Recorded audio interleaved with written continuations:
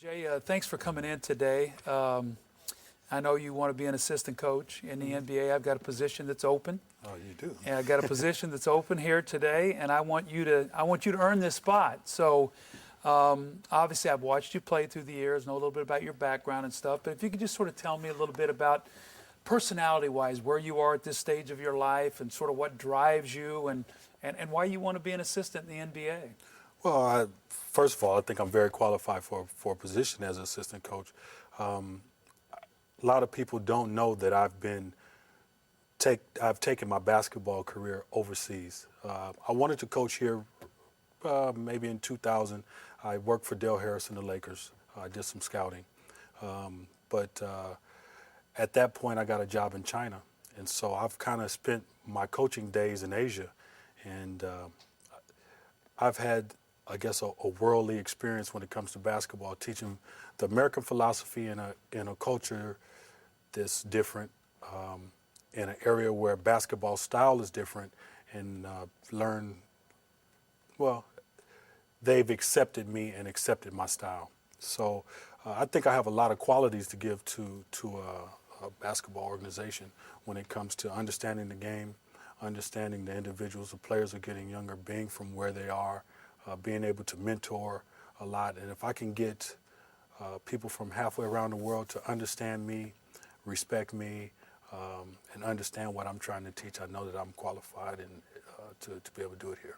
Well, now I'm a teacher. I love to teach basketball, and so that's very important to me. And so, for you to make that kind of jump, to go over there and do that, to be able to expand your horizons, is very important to me, because what it tells me is that you'll do whatever necessary is to be successful. Oh, most definitely. I went there, and the situation was a challenge, and I love a challenge. To be able to not speak the language, but get them to understand your American terms. Everything that you explain, you have to go out and display and show them through action.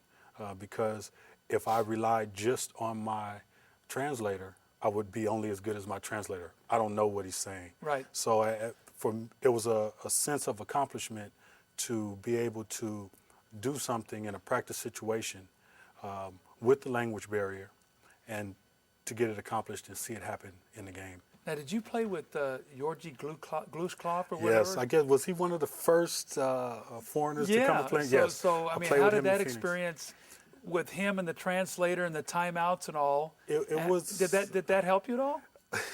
Well, I don't know if that helped me. It was an experience at the time. When you're younger, you really don't understand it. You look back on it and say, that must have been tough for him, But as a player, you're on the team, sometimes you're saying, come on, or whatever. But when I stepped on the other side and I'm teaching a whole team a new concept, it taught me a lot of patience, a lot of understanding. But really, what was good was that they took the time and really wanted me and understood the things that I was trying to teach them was something better than what they had known.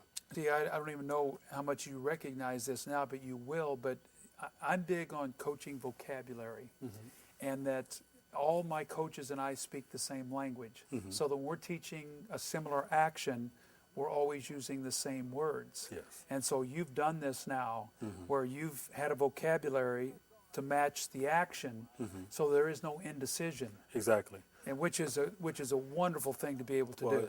Most definitely, everyone has to be on the same page, and it has to come from the head man down through the assistants, and then the players have to understand that, because in any game situation, we all know that it goes very, very fast. And so whatever we have to do in order to get on the same page, no matter what the language barrier is, no matter what the situation is, we have to do that and prepare ourselves in practice. You were a tough player, competitor, tough. What kind of coach are you? I'm pretty much the same way. I'm stern, but I don't know exactly how hard I am, or I like to always, for a player to feel like my door is open. I learned from Jerry Sloan, and he's one of the toughest, sternest guys, and I really respected what I got from him. Was that in a game situation, we're all fighting. Some things may be said to each other that we dislike. But if I'm sitting in the lobby, when we walk by each other, we speak. When I'm the first guy on the bus, hey, that was yesterday's game. We have to go on because it's another game tonight or another game tomorrow. So I'm stern when it comes to wanting the things done that we have talked about as a team, because, you know, as a team, you have to have all 5 guys working on the same cylinders, because if one guy doesn't understand, you have the right to be upset with him, and he has to understand that this his job. He gets paid to do what we all have a plan, and whether it's the wrong plan when we go in or the right plan when we go in, we'll have a better chance if we're all on the same page with the same plan. Well, I mean, that's obviously so vital for me to know that when we're in the locker room and we're planning all these different things, that we can disagree. And I want you to disagree with me, but once we go out, we're all united and we're all teaching the same thing. And as you know, Jay, a lot of downfalls of some of these organizations are you get assistants talking to other people in the media and stuff, and pretty soon, as the head coach, I'm hung out to dry. Well, that's one thing that I really, really hate. I've been around a few people where you can sense that the assistant coach isn't loyal to the head coach or the organization. Certain things are said, but I think that really goes back on the character of the person, and that's something that I really despise. That's something that if I got into this and I felt that I had to do that, then I wouldn't want to be in this business. That's something that I know it tears everything apart. You know, the players are getting younger, Jay. You know, you were at Colorado and you went to school a long time. You came into the NBA. You were somewhat of a finished product. At least you had more maturity and been through a lot and stuff. We're going to have a lot of young guys on this team. What can you help me with these young guys? Is because I'm going to be demanding.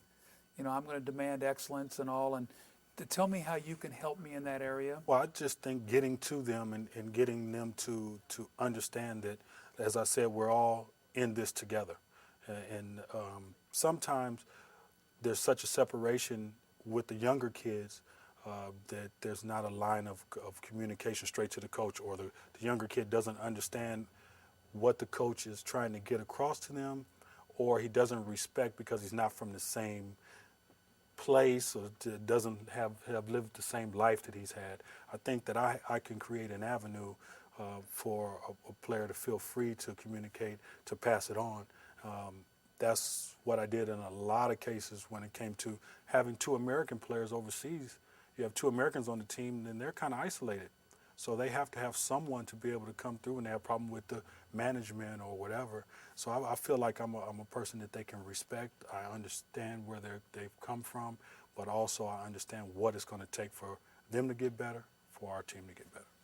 How much tape have you watched? How much tape said? I know obviously as a player and stuff, but have you done a lot, Jay, where you're the one who's breaking the tape down and teaching and stuff? Have you done much of that?